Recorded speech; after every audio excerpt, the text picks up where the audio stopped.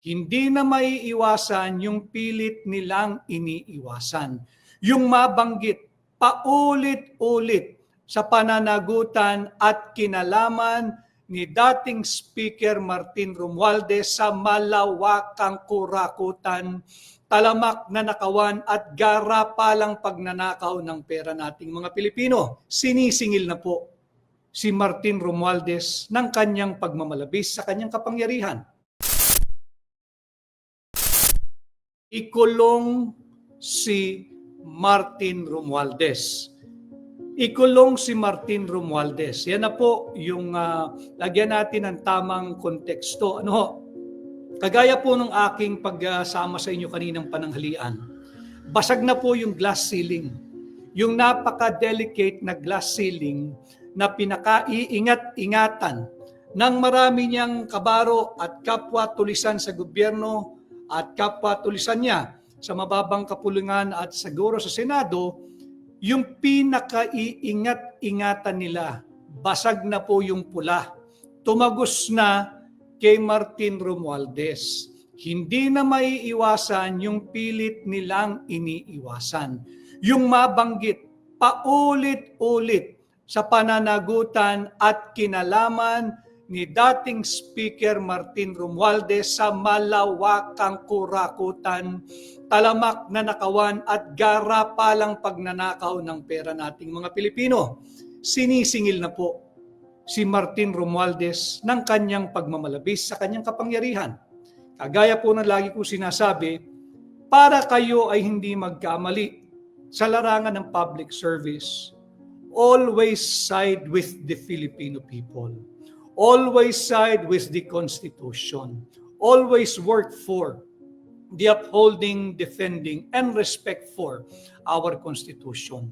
Yung effort po, however huge, gargantuan yung effort man ninyo, labis-labis ang pera, nasa laulain ang ating saligang batas. Tatandaan po ninyo, pati sa lahat na magtatangka, there is more permanence in our Constitution than the very temporary office or term or of office that you are enjoying. Kayo po ay may termino. Kung meron pong isang karakteristik ang saligang batas ng kahit na anong bansa, yan po yung karakteristik o yung degree of permanence. Hindi po ito basta-basta malulusaw dahil lamang sa kapritsyo ng iisang tao, ng iilang pamilya o iilang angkan. Ito po nagsimula ang problema ng Marcos Jr. administration sa pamumuno ng magpinsan na si Bongbong Marcos at si Martin Romualdez. Hindi na po maiiwasan. Basag na po yung very fragile, very delicate, very, very thin glass ceiling. Tumagos na po kay Martin Romualdez. Kanina ay nagbigay na ng kanyang pahayag, maanghang na pahayag si dating Senate President Chis Escudero. Sarsuela at script at pambubudol ni Tambaloslos labanan. Essentially, yan ang konteksto ng naging privilege speech ni former Senate President Chis Escudero. Magbalik tanaw tayo, just a few weeks ago, 2 months ago I think to be exact, habang ginagawa yung tamang direksyong pagdinig ng Blue Ribbon Committee sa ilalim ng pamumuno ng dati nitong chairman na si Senador Dante Marcoleta. Habang dinidinig, nagkudita na sa Senado, meron ng change of leadership pagka po sila'y nag-plenary na. At hindi alam ni Senador Dante Marcoleta na papalitan na rin pati siya bilang chairman ng Blue Ribbon Committee. Ano ho yung nag-trigger? Ano po yung naging dahilan? Ito po yung nung nag-testify na yung mag-asawang Diskaya na itinuturo si Saldico at si Martin Romualdez bilang beneficiary nung tongpats, nung patong, nung 25%, 30% na komisyon o rebate or cashback pagdating po sa flood control programs. Ano pa ang nangyari doon? Pinangalanan ni mag-asawang Diskaya yung hindi bababa sa 17 kongresista. Diba? Andyan pinangalanan Kanina binanggit uli ni Senador Chis Escudero yung pangalan ng isang dating kongresista ng Quezon City. Na as per Mr. Diskaya, ito raw po yung palagi ang nagbabanggit sa pangalan ni Martin Romualdez na kabahagi doon sa tatanggapin niyang pera mula sa Diskaya Couple. In short, pumapapil pa itong bagman at kolektor. 17 po yung binanggit na kongresista. Hanapin ko lang po mamaya sa aking notes. 17 yan. At nung nag-plenary session tinanggal si former Senate President Chis Escudero. Pinalitan din si Senador Dante Marcoleta. Diba? So dito natin makikita na talagang merong organized and concerted effort na huwag pasiritin ang agos ng korupsyon papunta kay Martin Romualdez. Tila bawal banggitin ang kanyang pangalan sa lahat ng pagdinig. Tila bawal banggitin ang kanyang pangalan sa kahit na anong interview. Kaya mamaya ay mag-newscast na yung mga mainstream media. Dito na lang kayo. Titingnan lang naman ninyo kung anong spin na naman nila. Baka mamaya dyan sa headline ng mga mainstream media, ang masama bigla si Senador Dante Marcoleta at saka si Senador Chis Escudero. Baka hindi banggitin na talagang paulit-ulit na binabanggit ang pangalan ni Martin Romualdez bilang isa sa ulo ng pugita, yung pugita ng flood control funds corruption. Isa sa ulo ng pugita na patuloy na sumasakal sa ating pambansang budget. Ulit-ulit ko rin sinasabi, the Alpha and the Omega, hindi po ito yung construction firm ng mag-asawang Diskaya, kundi the Alpha and the Omega, yung simula't katapusan ng pagnanakaw at korupsyon sa ating bansa, nakaugat po iyan sa ating taunang budget. So binanggit po ni Chis Escudero, huwag tayong sumakay, huwag tayong magpabudol sa sarsuela at script ni Martin Romualdez. At malinaw po dyan, naglahad din siya na mas malaki pa yung budget na inilaan sa Flood Control Department or Department of Flood Control kesa sa regular department, yung Department of Agriculture. Kaya wag din tayo magpapabudol na sinasabing priority ng Marcos Jr. administration ay palaguin ang agrikultura, ang sektor ng agrikultura, ang pagsasaka, ang pagtatanim, ang pangingisda. Hindi. Hinigop nila yung pondo instead of putting it where it matters the most, the Department of Agriculture, to provide us food security. Sadly, hindi po ako fan ng food security. Bakit?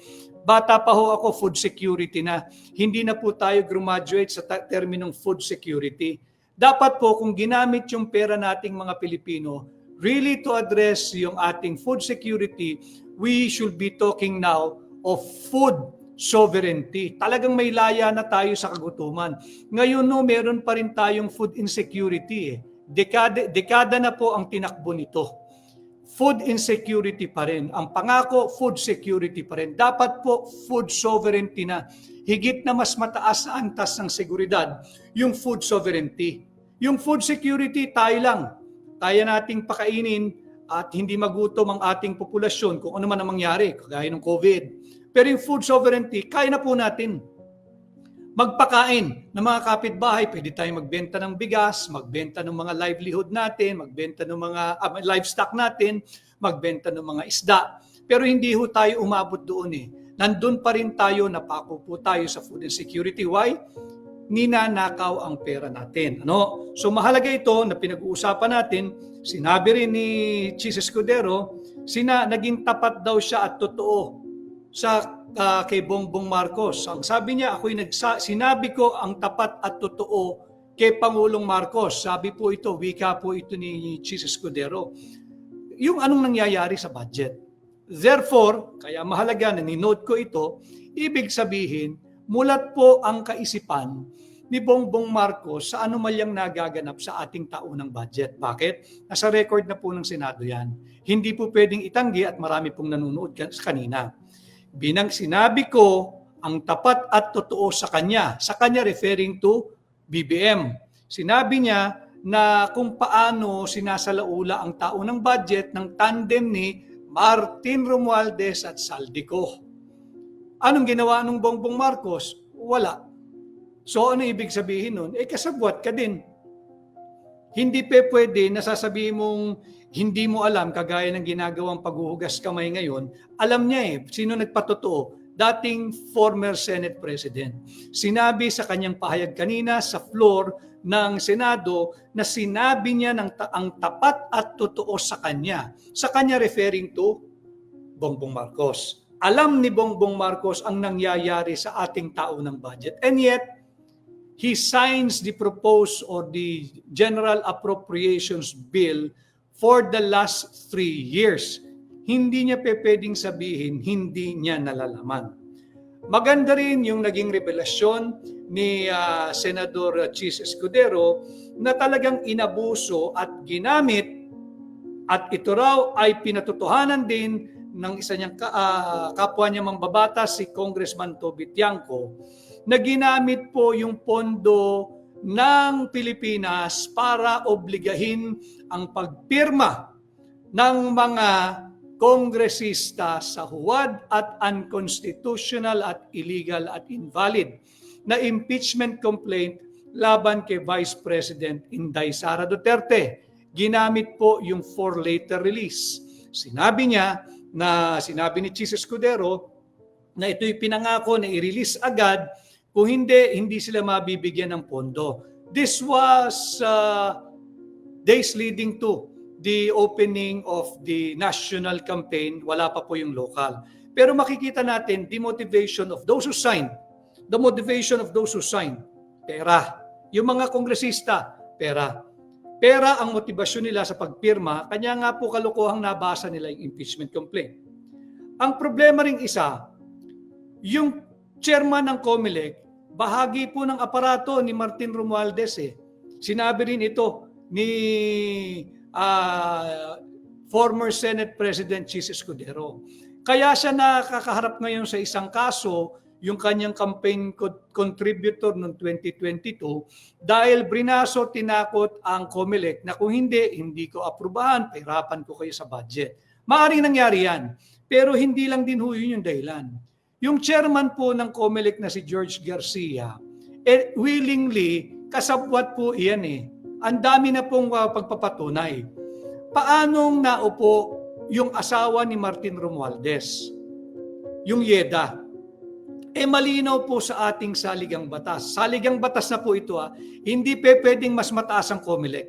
Lalong hindi pwedeng mas mataas ang chairman ng COMELEC na si George Garcia sa ating saligang batas. Ulitin ko dito nagsimula ang problema ni Bongbong Marcos. Dahil nakinig siya na sasalaulain nila ang ating saligang batas gamit ang Peking People's Initiative, nagka-windang-windang na ang kanyang administrasyon. Ganon din dito sa COMELEC. Paanong nakaupo yung asawa ni Martin Romualdez? Malinaw sa ating saligang batas na walang sino man, kahit ano pa ranggo mo, ano pa posisyon mo na elected ka, walang sino man ang pwedeng manilbihan ng more than 3 consecutive terms. Tapos na po yung 3 consecutive terms nung Yeda. Pang-4th niya na po ngayon. And yet, pinayagan ni George Garcia. Kasali po ang COMELEC talaga sa aparato ni Martin Romualdez. Pangalawa, yung kongresista ng Maynila, si Benny Abante. Paanong naupo si Benny Abante? Malinaw din po ang jurisprudence ng Korte Suprema. Ang jurisprudence ang sinasabi, yung wreath of victory cannot be awarded to a repudiated loser. Sa Tagalog po, yung pagpapatunay po ng tagumpay o yung bulaklak ng tagumpay ay hindi mo maaaring isabit sa liig ng isang sertipikadong talunan. Talo po yung Benny Abante. Any which way you look at it, for the sake of discussion na na-disqualify or disqualified sadya, yung kanyang kalaban, hindi po pwedeng i-award dahil nagbotohan po sa Maynila At ayaw na po ng mga taga Maynila yung distrito ni Benny Abante kay Benny Abante. So dito makikita natin, willingly accomplice po si George Garcia ng COMELEC. Ipatawag din dapat yung mga napangalanan doon sa affidavit ni Diskaya. 48 million pesos per maleta, delivered yung 35 sa bahay ni Martin Romualdez sa 42 McKinley Street, Forbes Park, Makati. 35 na maleta, nagkakahalagang 48 million. Ang halaga po nito ay higit kumulang 1.7 billion pesos. Isang delivery lamang, hindi lamang po sa nasaksihan. Siya mismo nag-delivery. Si Master Sergeant Orly Gutesa. Orly Gutesa, paulit-ulit pong binabanggit. Mga kababayan, proteksyonan din po natin in whatever way we can si Master Sergeant Orly Gutesa. Siya na po ang object ng demolition and perhaps I will not be surprised kung may physical threat or harm. Dahil tama ho yung tinuran kanina nung salita ni Senate President Jesus Escudero. Siya lang naman ang hindi nakinabang sa flood control anomaly. Hindi nakinabang sa flood control funds.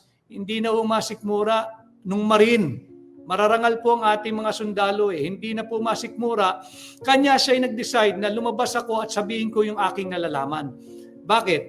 Dahil naawa siya sa kanyang sarili, sa kanyang mga katropa, sa kanilang pamilya, tagabitbit po sila Tagabitbit po sila ng mga mali-malitang nakaw na yaman. Nakakapagod po yun. Emotionally, psychologically, physically, nakakapagod po magbuhat ng mga maleta ang laman ay nakaw na yaman. Tapos, kagaya nga ho lagi ko sinasabi, di ba? Tayo'y nananawagan sa mga kagaya ni Sergeant Orly Gutesa, kanyang mga kasamahan, at yung mga iba pa na nasa aktibong serbisyo na nagsisilbing security detail, hindi lamang ni Martin Romualdez at ni Saldico, kung hindi ng mga nakakaparehas po nila na kongresista, na senador, o mambabatas, o membro ng executive department. Huwag nyo na pong protektahan yung mga nagnanakaw ng pera nating mga Pilipino. Maawa po kayo sa inyong sarili, maawa po kayo sa inyong pamilya. Tayo pong mga Pilipino, hindi po tayo magnanakaw. Hindi tayo magnanakaw. Ipaglaban natin ang ating bansa. Ipaglaban natin ang mga kabataang Pilipino. Ipaglaban ninyo yung inyong pamilya, yung inyong mga mahal sa buhay at higit sa lahat. Mamuhay ng may dignidad at dangal.